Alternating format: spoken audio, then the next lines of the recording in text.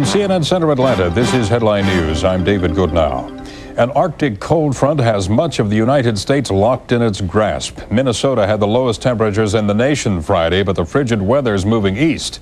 In Chicago, an extreme weather emergency was issued for a second straight day. Lisa Price has a roundup.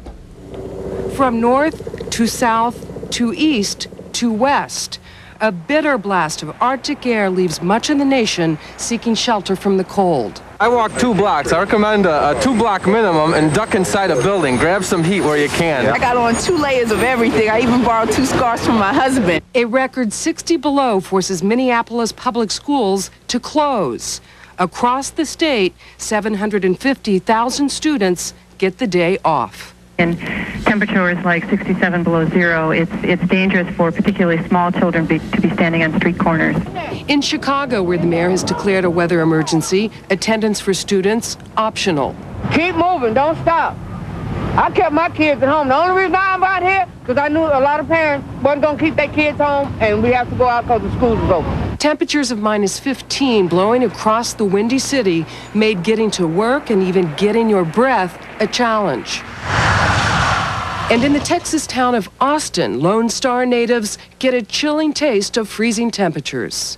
I was born and raised in Texas, and I don't know how to, drive in this.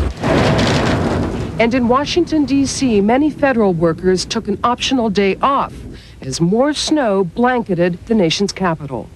At least a dozen deaths are being blamed on the cold.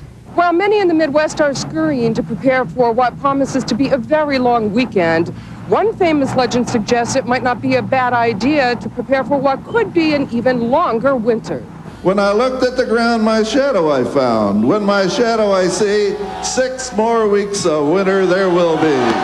Puxatawny Phil, the proverbial Pennsylvania groundhog, did see his shadow.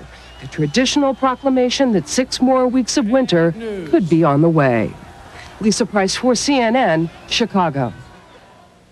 And weather is at least partly to blame for a bus accident in West Virginia. The charter bus was carrying University of Florida students to a ski resort when it hit a patch of ice, slid down a 40-foot embankment, and turned over. 22 passengers were hurt.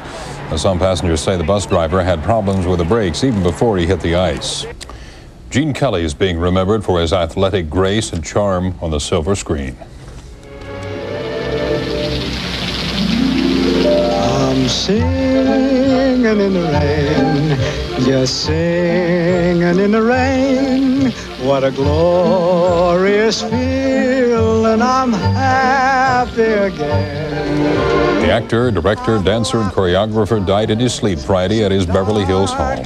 His publicist said he never really recovered from strokes in 1994 and 95. Kelly starred in such hits as Singin' in the Rain, An American in Paris, and On the Town. Gene Kelly was 83.